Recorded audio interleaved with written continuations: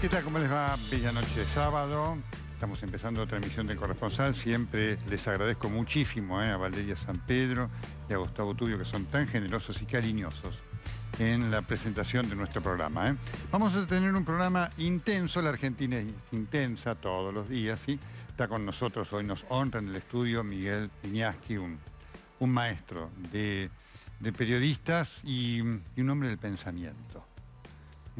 Así que vamos a compartir con él parte del programa y también vamos a conocer la historia, vamos a escucharlo, Salvador Nucci, cuya hija que estaba embarazada falleció como consecuencia del COVID, de la falta de vacunas y todo lo que fue. Y sigue siendo esta pandemia que no ha terminado. Así que esta es la propuesta que vamos a estar compartiendo con todos ustedes hoy aquí en El Corresponsal, que comienza, como siempre, con la reflexión editorial del día de la fecha.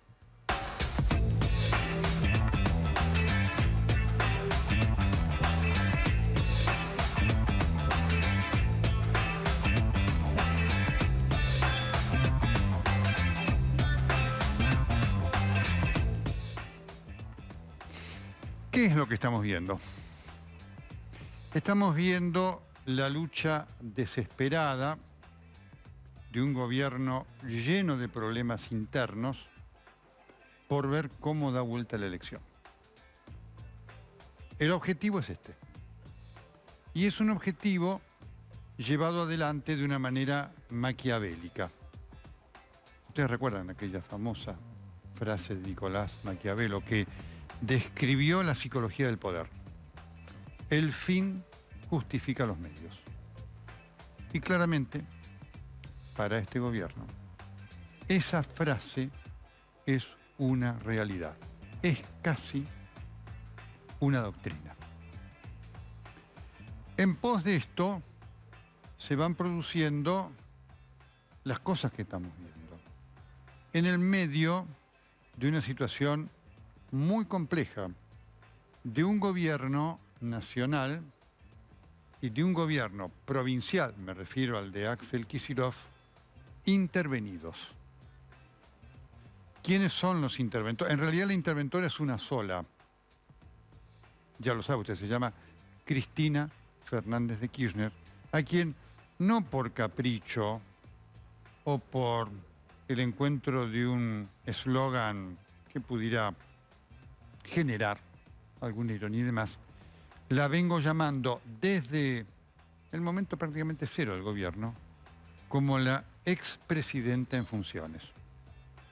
Así como en los primeros años de su gobierno, Néstor Kirchner fue aquel a quien bauticé el expresidente en funciones, hoy tenemos una expresidenta en funciones, que a través de la carta, esa carta que, como dijo Andrés Larroque, este dirigente importante de la Cámpora, importante no porque su gestión sea trascendente, sino porque tiene peso de adentro, en la Cámpora donde hay una pelea también importante, utilizo otra vez el término, esa carta fue ordenadora.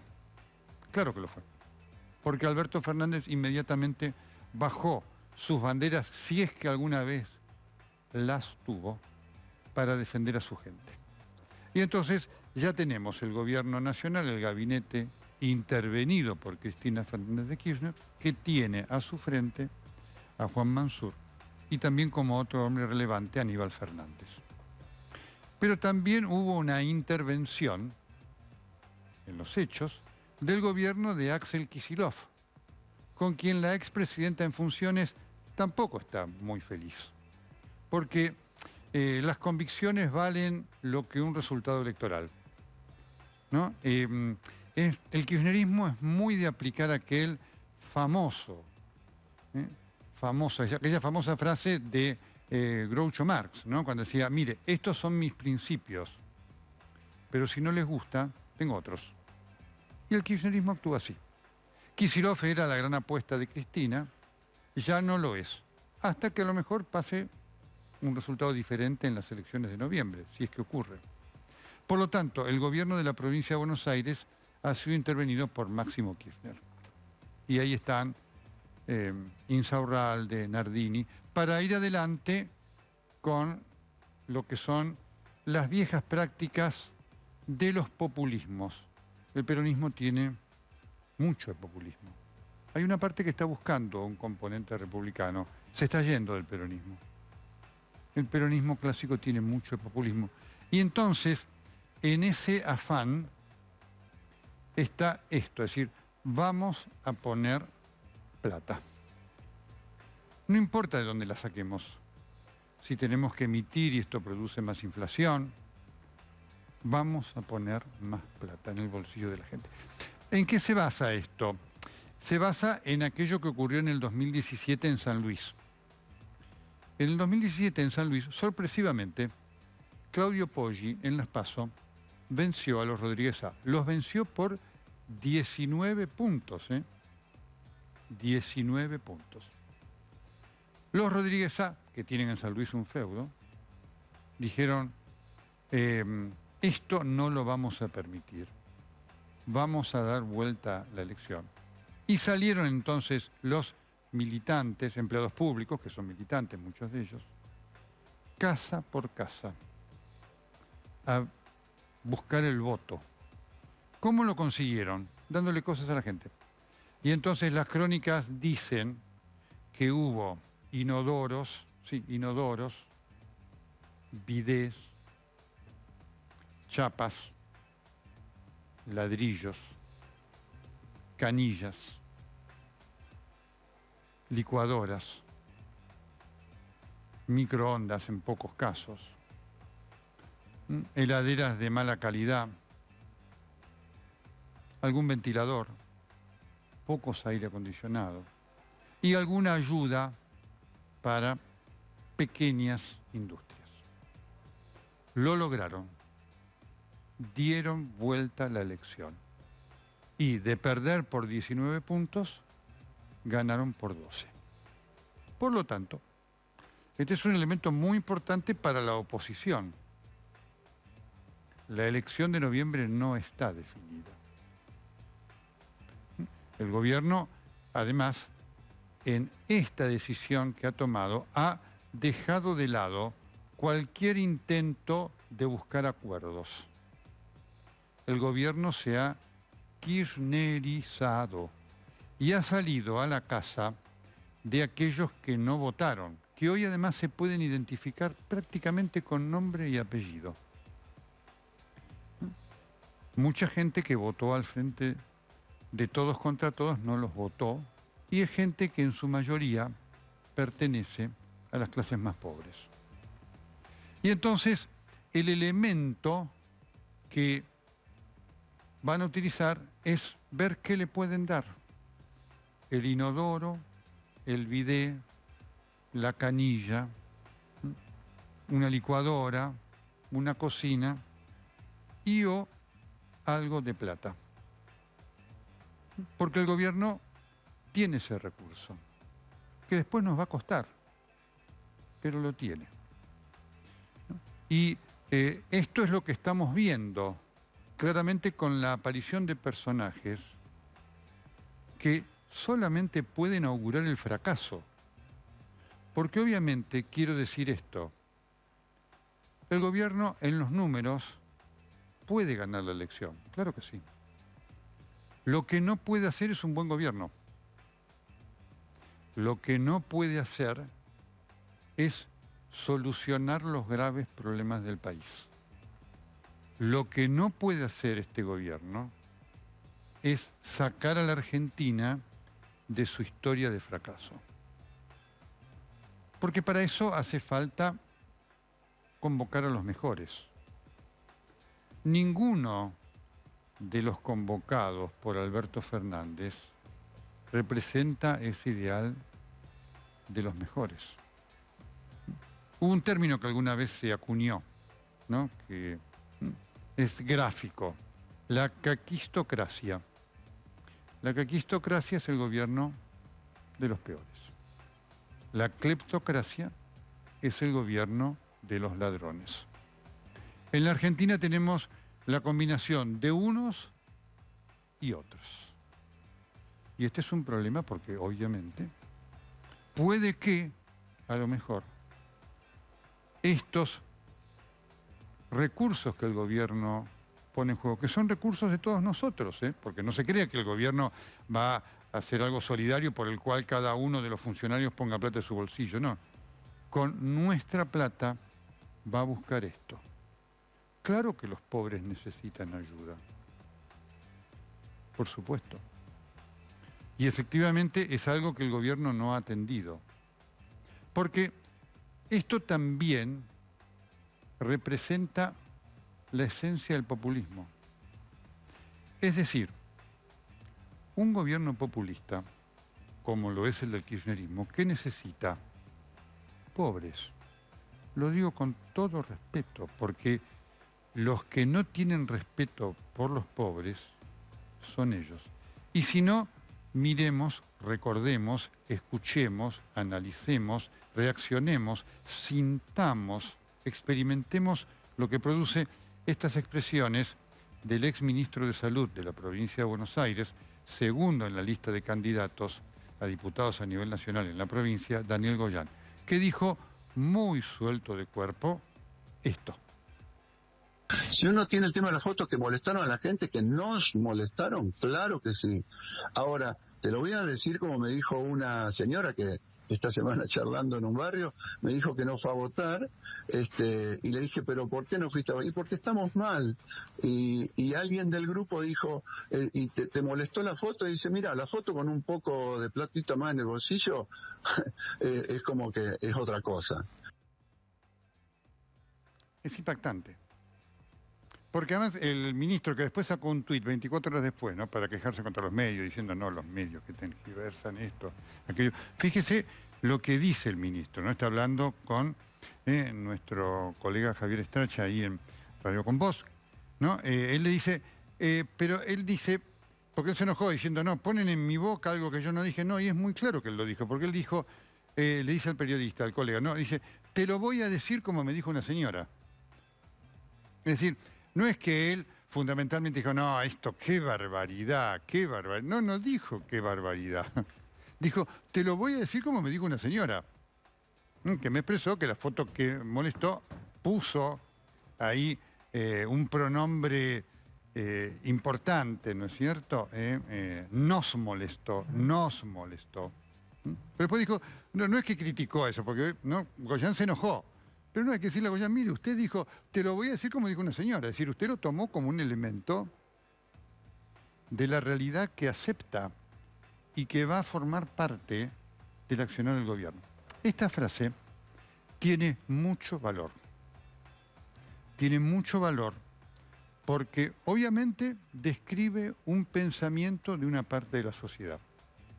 Nosotros vamos a ver si en noviembre este pensamiento predomina o no. Y ya le voy a decir cuál es la importancia que tiene, que no es solamente electoral. Tiene una importancia sociológica, política, cultural. Porque si efectivamente lo que prevalece es que para la gente pobre, con un poco de platita todo se alcanza, y no desprecio lo que significa un poco de platita, ¿no? Pero digo, si con esto se da vuelta una elección, el mensaje político es fatal. Porque, ¿qué significa un poco más de platita en el bolsillo? Como elemento posible, ¿no?, de cambio de voto o de estrategia política. Un poco más de platita en el bolsillo significa, por supuesto, el nivel de pobreza de mucha gente. Un poco más de platita en el bolsillo significa, cuando el dirigente político lo pone, porque ahí Goyán lo pone como un elemento de lo que él aprende para después actuar en consecuencia, que el pobre, para el gobierno, significa un poco más de platita en el bolsillo. Un poco más de platita en el bolsillo, entonces, significa que la educación de esa persona no importa. Porque no es que dijo el ministro, y me preocupé por ver cómo estaban, si pudieron ir al colegio. No, no, un poquito más de platita en el bolsillo, dicho así como lo expresó Goyán, significa no importa la educación del pobre. Al pobre le damos un poquito más de platita en el bolsillo.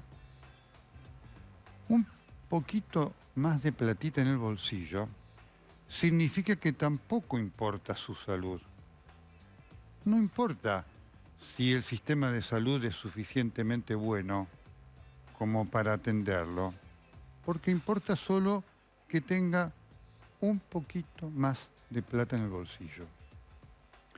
Un poquito más de plata en el bolsillo significa que, efectivamente, temas como, por ejemplo, el vacunatorio VIP, que es profundamente inmoral, el gobierno dice, si ponemos un poquito más de plata en el bolsillo, nadie le presta atención y podemos seguir haciéndolo.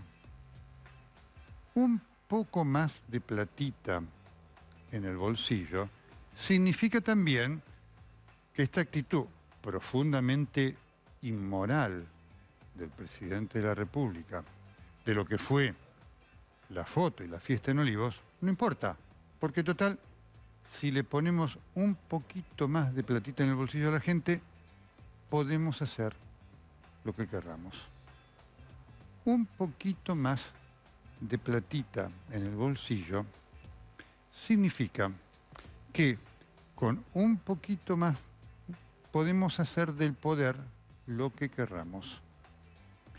Un poquito más de platita en el bolsillo significa que no hay aprecio por la dignidad de esas personas, porque esas personas son un poquito más de plata en el bolsillo, que puede ser efectivo, un inodoro, un electrodoméstico, chapas, cosas que esas personas seguramente necesitan. Un poquito más de platita en el bolsillo significa, entonces, que se tiene la herramienta para sojuzgar a la gente, porque, obviamente, el pobre con un poquito más de platita en el bolsillo puede que sobreviva, pero no cambia su condición de pobre.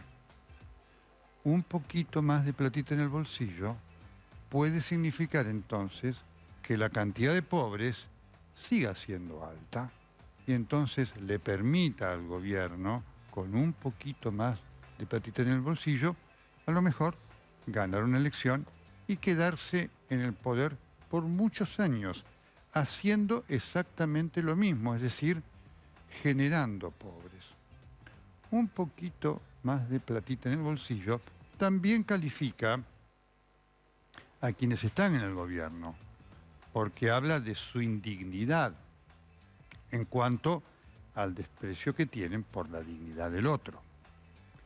Un poquito más de platita en el bolsillo significa un presente de penuria y un fracaso en el futuro.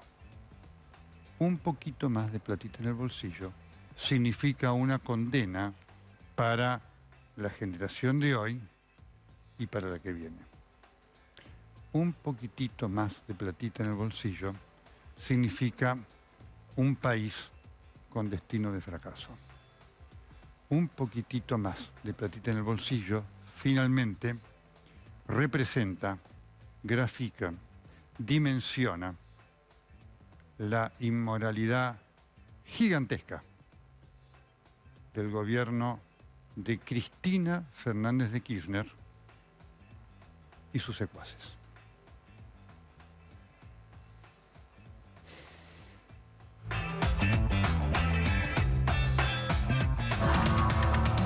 Pedirle por favor a los medios, tengan piedad del pueblo, porque lo que una persona estuvo encerrada en su casa, seguramente que sí, por la pandemia, tuvo que mirar la televisión y la televisión eran todas pálidas, nunca una buena.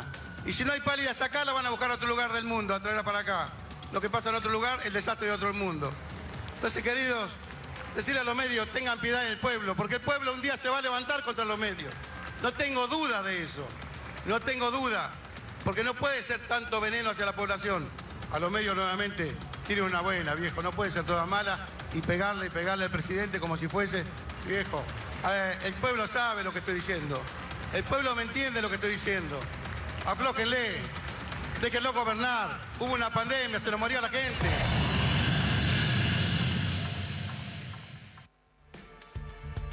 Muy bien. Ahí estaba, el intendente de José Cepaz, o como él dice, de José Paz. Mario Isch. Miguel Viñaski, qué gusto tenerte. El gusto es mío, Nelson, muchas gracias. ¿Cómo estás? Bueno, bien, ¿no? Mirando todo esto con expectativa, este paisaje dramático de la Argentina, pero a la vez, evidentemente, me parece que en una transición. Hubo elecciones, va a haber elecciones nuevamente, el drama está, ¿no? 50% de pobreza o más, declaraciones como esta de Isi. ¿Te sorprende? No, lo de Isi no me sorprende en absoluto.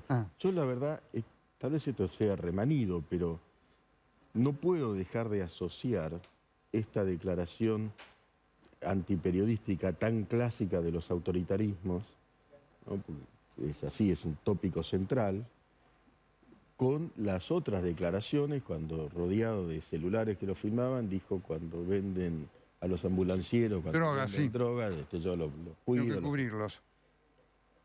Digo, ¿y cuál es el sistema de valores de un personaje como este? ¿Y qué significa, por una parte, la reaparición muy intensa de Isi, de Mansur, de Aníbal Fernández, ese trío, digamos, si se quiere, porque un varón del conurbano como Isi no es un personaje menor? Claro que no, claro que no. Claro. Aplaudido por el presidente y por el gobernador cuando dice semejante disparate. La verdad es que yo no creo que haya un levantamiento contra los medios. En todo caso, para el que no tenga control remoto, basta con levantarse y apagar la televisión o la radio. Ese es un punto que vos marcás muy importante, Miguel. Es decir, estaba el presidente de la República y estaba el gobernador que aplaudieron. Es que, ¿qué es lo que celebraban?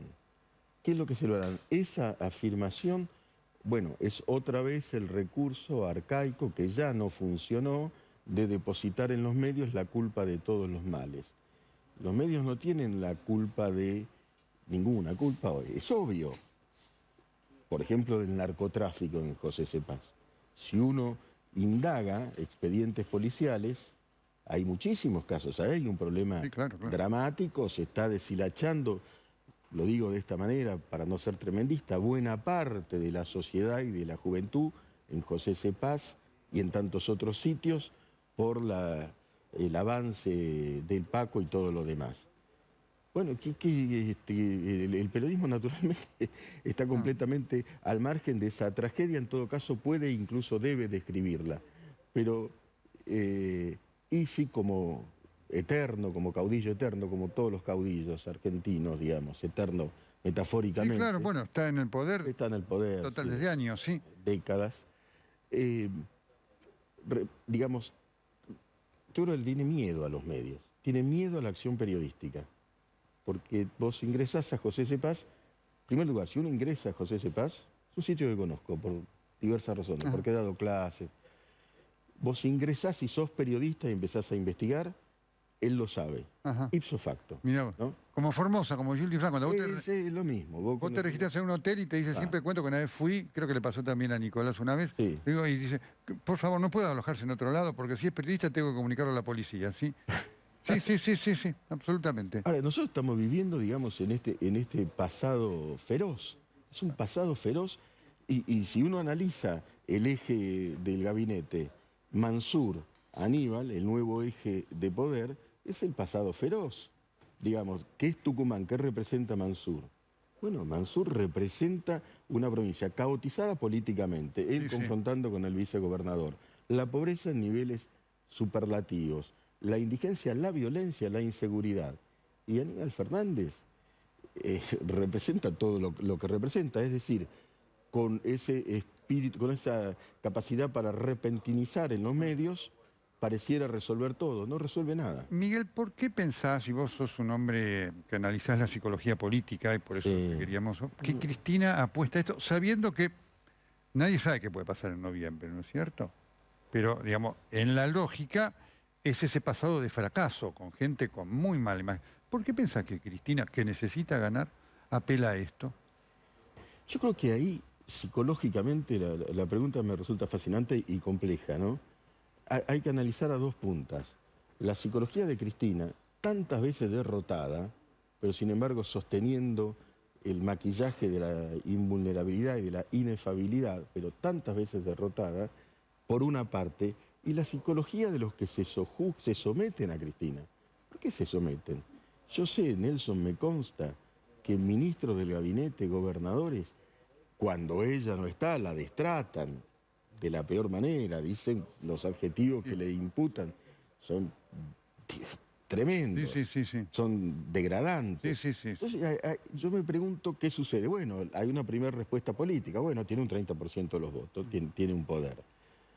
Pero de todas maneras, ese capital se va perdiendo, las elecciones lo muestran, y la cantidad de errores sucesivos quizá estén implicando el ingreso a un ciclo final. Quizá no todo puede suceder, pero la verdad es que, teniendo en cuenta la cantidad de causas que tiene en contra, las figuras tan desprestigiadas que nombran, la evidencia del manejo tutelar que hizo de Alberto Fernández, ¿no? Que ahora lo corren, lo ponen, lo bajan, ¿no? No, ella también, ella pierde y se sustrae, aunque ordena. Bueno, pero hay una vincularidad muy llamativa en la clase política, digamos, oficialista, en donde el despreciado, la despreciada por antonomasia, digamos, es la obedecida por antonomasia. Ahora, es muy interesante esto que vos marcás, ¿no? Porque acá empieza a jugar un valor también que tiene que ver con la autodignidad propia de dirigentes. Olvídate de Aníbal Fernández, ya Alberto también y Mansur, pero gente más joven que vos decís, bueno, podrían representar algo. Y sin embargo, han abdicado frente a esto también, ¿no? Al margen de sus valores o no como funcionarios. Eso es muy interesante. Vos hablabas, yo te escuchaba atentamente, naturalmente, de la indignidad, ¿no? Y entonces, claro, la indignidad puede ser en un sentido adictiva. Es decir, adictiva. Claro, si soy indigno, pero conservo el poder, hay una transacción que puede resultarme beneficiosa. Bien, entonces renunciemos a todos los valores en función de uno, que es el poder, que es otra ilusión, porque se va, es también efímero, te corren como a un muñeco rápidamente, ¿no? Bueno, por ahí ligas como que Santiago Cafiero, claro, ¿no? Sí. Pero digamos, ese maquiavelismo incluso muy degradado, al fin y al cabo, prevalece porque algún rédito está dando. Ser indigno da rédito. Qué frase esa, qué tremendo. Porque el otro elemento, Miguel, es, acá ha habido una derrota de la Cámpora también, que la gente nueva que se incorpora a la política, que te genera una expectativa, porque necesitamos gente en la política. Por supuesto. En todos los partidos, ¿no? Vos decís, bueno, tenés la expectativa de decir, bueno, vengan con algo nuevo. Y vienen para replicar lo malo de lo viejo. Sí, ese es otro fenómeno muy llamativo, que es la vocación argentina por gestionar con un espejo retrospectivo e instalarse en el pasado. Este soborno electoral, te doy heladeras, cocina de mala calidad, etcétera, que es un soborno, te lo cambio por un voto, tiene metafóricamente milenios. Sí, claro. Y el otro argentino, sí, claro. Claro, y el otro elemento es, y mientras tanto, de acá a noviembre te voy a regalar toda la plata que pueda imprimir. Sustento no va a tener. Pero y esto realmente es el pasado absoluto, es una cosa en blanco y negro que no termina de resolver ningún problema estructural. Ahora, qué dramático, porque esto, digamos, más allá de lo que pasa en noviembre, porque esto sí se convalida, marca, digamos, alguien dirá, ¿vieron? Así ganamos, gobernemos así, ya está. Te quedas sin futuro del país, ¿no? Especialmente la gente pobre, ¿no? Yo la verdad, Nelson, creo que estamos arriesgando en esta encrucijada que estamos viviendo, o el futuro, o un retorno a unos abismos de los cuales después nos va a costar generaciones salir. La desescolarización. ¿Cómo salís de eso, no? Cuando vos perdés la escolaridad, bueno, vos sos un profesional de la universidad, etcétera, vos perdés 2 clases en la universidad. Y llegás un poco perdido a la tercera. Por supuesto. Bueno, y la escuela secundaria y la escuela primaria, perdimos todo el tiempo que perdimos todo eso, la verdad, es que es un compendio de problemas Sí, sí. muy, muy arduos. Y tampoco se resuelve con esto, perdimos la elección, mañana damos clase todos los días. Total. Porque no resuena auténtico, ¿viste? Así como la finiquitación del COVID. Ahora había terminado. ¿Cuándo te creo? ¿Ahora Ah. o antes? Una falta de credibilidad que están fertilizando ellos mismos, ¿no? Miguel, ¿qué pensás que le pasó a Alberto Fernández? ¿O Alberto Fernández fue un mentiroso que muchos, entre ellos yo, no vimos? Mira, pienso, ¿no? Yo entiendo que él también se dejó vencer por la seducción del poder, fue seducido por la posibilidad de ser presidente, algo completamente inesperado, y allí dejó de lado toda dignidad y toda forma de coherencia y todo discurso, bueno, en algún sentido, o en muchos sentidos democrático y tan crítico de Cristina Fernández. Pero algo le sucedió internamente a una... Hay algo ¿Qué pensás profundo ahí. que fue? Porque yo creo que hay algo ahí, ¿no? Hay algo evidentemente. Hay como una demolición tal vez me equivoque, de la personalidad, ¿no? Es decir, yo era esto hasta acá, me había abierto de esta forma de gestionar con esta persona, Cristina Fernández, la verdad que sostenía un conflicto irresoluble, pero fue demolido por ese poder extraño, por esa seducción de alguien que promete victoria y la victoria después es sucedida por diversas derrotas, ¿no? Que es Cristina Fernández. Es el poder de... ¿Qué le pasó a Alberto Fernández? El poder de Cristina sobre él, ¿no? Él se había escindido de la misma, pero volvió a caer. Los cantos de sirena, ¿no? Volvieron los varones del conurbano, ¿no es cierto? Tu evaluación de Kicillof. Bueno, y Kicillof es otro caso, es el hijo directo, bueno, está Máximo, pero el proyecto prima facie iba hacia Kicillof, ¿no? Grandilocuente, capitalino, digamos, economicista Sí, sí. de Centro Estudiantes, todos sabemos esto, pero también allí hay una dialéctica de la ama y el esclavo, es decir, finalmente... Y la ama y el esclavo. Claro, lo llamó y le dijo, Axel, viene el señor Insaurralde y terminemos con lo que se daba y hacemos esto otro y obedece. El gobernador de la provincia de Buenos Aires es realmente importante, es decir, tiene un poder, salvo que aquí el poder se ha condensado, se ha concentrado en una persona cuya secuencia racional es discutible, cuya racionalidad es discutible. Lo que se ve es el enojo, el síndrome de hubris, de todo esto, ¿no? Pero la verdad es que las medidas son llamativas, ¿no? Esos nombres arcaicos que vuelven y el manejo a través de una presión que yo sé que es muy vociferada, que las reuniones son muy, muy tensas, una tensión que parece resultar insoportable. Y después la ventriloquía de Cristina Fernández, Fernanda Vallejos, ¿no? Que hablando en un tono análogo,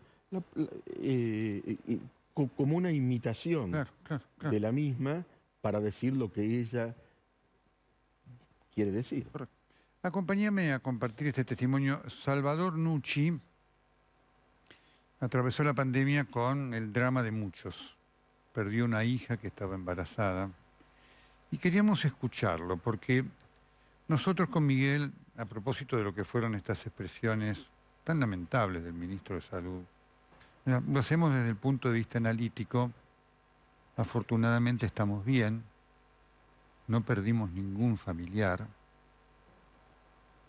pero queremos escuchar a aquellos que tuvieron pérdidas porque la dimensión es absolutamente otra. Salvador, ¿cómo estás? Estamos compartiendo aquí el programa con Miguel Viñasqui. ¿Cómo estás? ¿Qué tal? ¿Cómo estás, Nelson? Buenas noches. Un gusto. ¿Cómo estás vos y tu familia? La verdad que atravesando el duelo, durísimo. Recién son 3 meses que perdí a mi hija y a mi nieto. Y bueno, tratando de llevarlo adelante como se puede. Venimos golpeados ya de 2 años atrás que falleció mi señora también. por otra enfermedad y bueno, estábamos tratando de superarlo y con esto nos pegó mal. Pero la verdad que no sabemos cómo llevarlo adelante. Tengo otros 2 hijos también grandes y bueno, entre los 3 como familia tratamos de acompañarnos unos a otros para salir adelante. ¿Cómo tomaste estas expresiones del ministro, fue el ministro de Salud de la provincia donde vos vivís, ¿no es cierto?, acerca de, bueno, con un poquito más de platita en el bolsillo, a lo mejor ganamos una elección? No, a ver, primero desafortunada, ¿no? Porque la platita hay que ponerla para prever lo que nos pasó, no para el bolsillo. Socialmente no estamos bien y la gente necesita trabajar, la gente necesita un montón de cosas, obra social, la sanidad está muy mal. Hay un montón de factores que hacen que las cosas no estén bien, que el esfuerzo que hace la gente de sanidad para paliar la situación de la pandemia, no sé, no hay palabras. Yo he estado viendo a mi hija en terapia y la verdad que me tuve que arrodillar delante de las enfermeras por el trabajo que hacían, ¿no? La verdad que no tengo palabras, disculpe. Pero es increíble y bueno, ahí hay que poner la platita. La platita hay que ponerla ahí para prever este enemigo invisible que tenemos que todavía no se fue. Todavía no se fue. Si estamos creídos que se terminó la pandemia, estamos equivocados. Nos va a pegar de nuevo, lamentablemente. Sé que hay que trabajar, sé que la gente necesita trabajar, que los negocios necesitan abrir, pero esto no terminaba para mí. Tu emoción nos conmueve. La verdad que es muy difícil. Día a día no sé cómo lo paso, lo atravieso. Es una angustia terrible. Yo ahora me vine acá donde dejé los restos de mi hija. Estoy acá, ahora estoy frente al mar, en Montehermoso. Y bueno, me conecto con ella, con mi señora, que también los restos de ella los dejé acá, en el mar. Y bueno, es mi vida, mi día a día, tratando de llevarlo adelante, con gente que me acompaña y de primera me ayuda, pero bueno, es muy difícil, es muy difícil. La verdad que no sé cómo lo llevo adelante, la verdad que no lo sé todavía, no lo sé. No solamente es conmovedor, sino que importante para que las dirigencias todas se den cuenta que hay cosas que nada arregla. Haber perdido una vida es un hecho absolutamente insuperable, que a veces parece que en los cálculos de la elección política no tiene ningún valor, ¿no? Yo creo que no, o sea, honestamente el político se fija en lo de él y nada más, o sea, nosotros somos secundarios y ahí está el error grande. Tienen que trabajar para la gente, para que la gente esté bien, para que socialmente estemos bien. Cualquier partido político, no soy Sí, claro, de claro, ningún claro. partido político. Así es. Yo creo que es... Y otra cosa importante que yo creo que siempre hablamos, ganó uno, ganó el otro, hay que juntarse, trabajar para el país, para la gente, para que socialmente salgamos de esto. Eso es lo único que nos queda. Si no, vamos a seguir siendo tercer mundo, quinto mundo, nunca vamos a estar bien. Nunca vamos a estar bien. Es una opinión personal. Cuidado, puedo estar muy equivocado, ¿no? No. Tiene mucha lógica lo que decís. ¿Qué le quisieras decir a Salvador, Miguel? Yo estoy, la verdad que impactado, Salvador, y aprecio enormemente esa fuerza de voluntad que tenés. Ciertamente no entiendo cómo se puede seguir adelante, pero lo único que te quiero decir, que no es una pregunta, es que por gente como vos, con ese estoicismo y a pesar del inmenso dolor, todavía tenemos esperanza.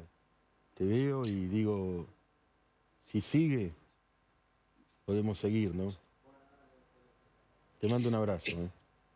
Muchas gracias. Es que hay que seguir, hay que seguir. Lamentablemente la vida es esto. Me enseñó con estos golpes tan duros a que hay que vivirla día a día, que hay que tratar de vivir lo mejor posible, ayudar a quien puedas ayudar, porque todos estamos en distintas situaciones, en diferentes situaciones. Uno está mejor, otros peores, pero bueno, tratar de ayudarnos unos a otros para tratar de salir adelante como país, porque este país tiene todo, tiene todo. La verdad que tocamos fondo y seguimos bien igual, no entiendo, pero este país tiene toda la riqueza para salir adelante. Y bueno, los políticos tienen que trabajar para eso, para que salgamos adelante, todos juntos, no un partido político, todos tienen que trabajar. Si vos trabajás para el país va a salir adelante. Ahora, si trabajás para tu bolsillo, no sirve, lamentablemente no sirve. ¿Cuánto sentido común?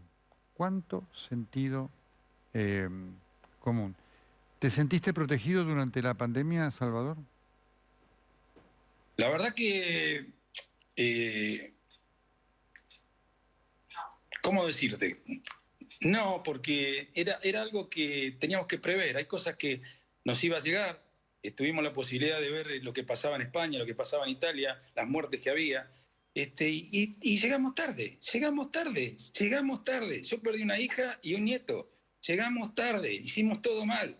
Gracias a lo que pasó con mi hija, empezaron a vacunar a las mujeres sin turno. Es increíble, yo no lo puedo creer todavía. Yo me siento, ¿viste? Y veo las cosas y veo, liberemos todo, no liberemos nada.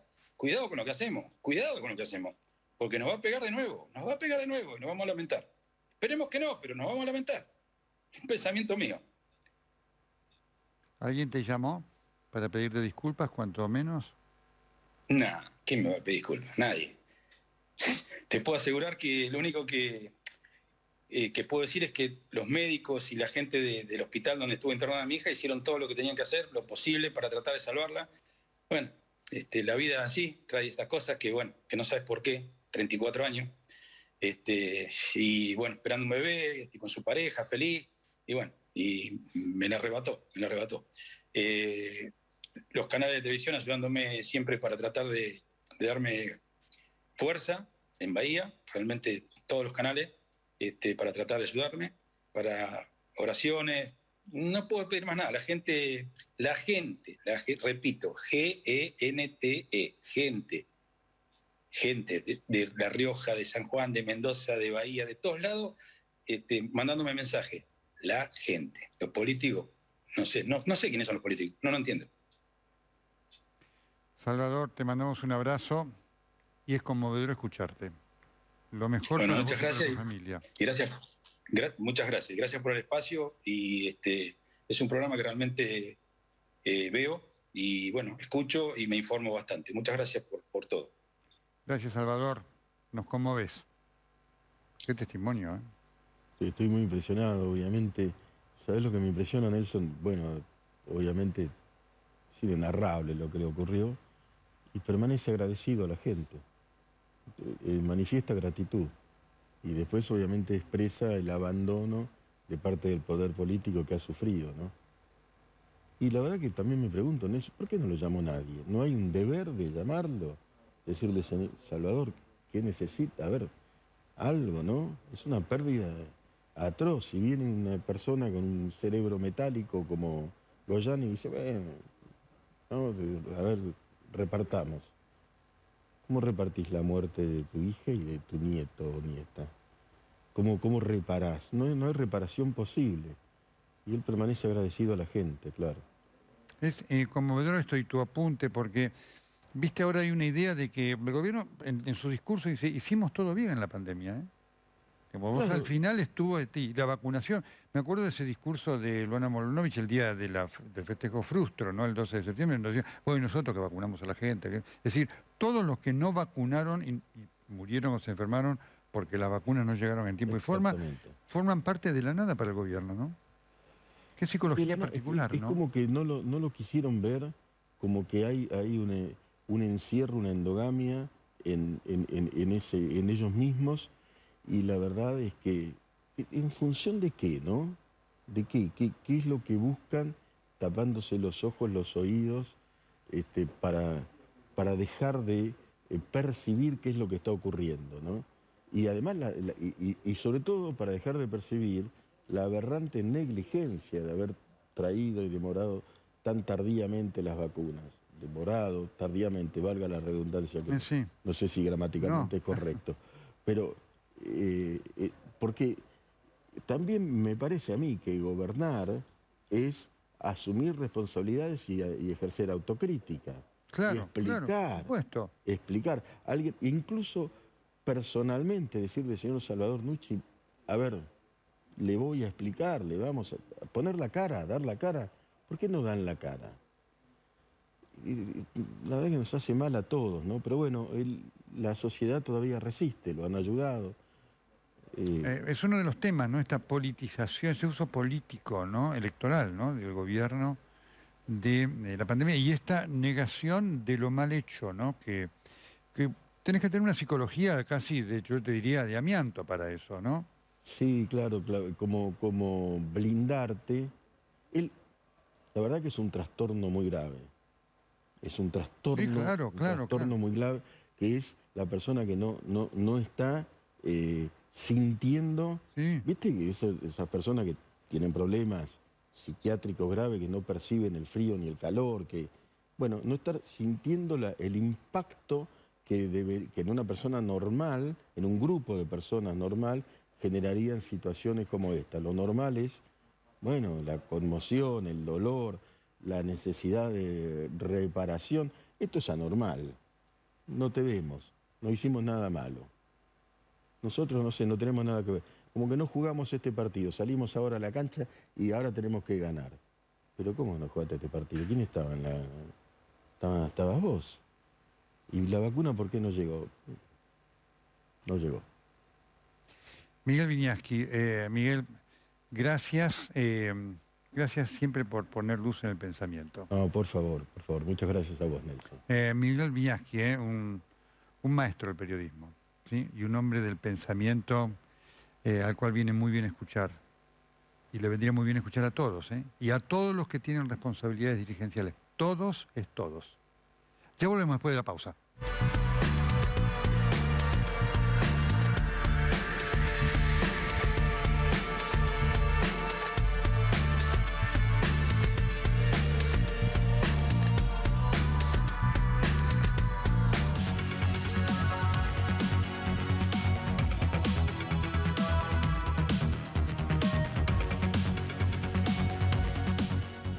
Bien, de acá a noviembre hay varias cosas para señalar en el contexto de lo que estábamos marcando en el editorial y también en la conversación con Miguel Wiñaski. La oposición tiene una enorme responsabilidad. Si cree que la elección está definida, está equivocada. Y me consta que en las declaraciones que han hecho muchos de sus dirigentes hay esta noción. Es difícil, va a tener que hacer un verdadero esfuerzo para mantener el voto. Hay un gobierno desesperado por buscar el voto de cualquier manera. Así que la presencia de fiscales va a ser fundamental. Quiero decir una vez más lo que está en juego para Cristina Fernández de Kirchner en esta elección. Está en juego su futuro judicial. Después vendrá la permanencia en el poder, que por supuesto hoy representa un verdadero problema, porque Alberto Fernández ya no es más opción de poder. Entonces el tema es quién podrá hacerlo en el 2023. Algunos dicen que es Massa el que está planificando. Pero fundamentalmente a Cristina le interesa esta elección porque debe mantener el Senado. El Senado es el que decide la designación de jueces.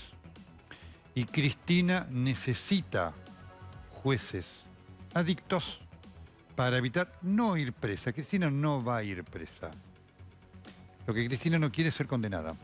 Porque las prisiones se pueden disminuir, reducir. Vudú. Se redujo con todos esos artilugios. Muy bien. Dijo el Papa Francisco: todas las cosas tienen precio y por eso están a la venta. En cambio, la dignidad es invaluable y no tiene precio. Se ve que el presidente Alberto Fernández y sus secuaces esa frase del Papa no la leyeron.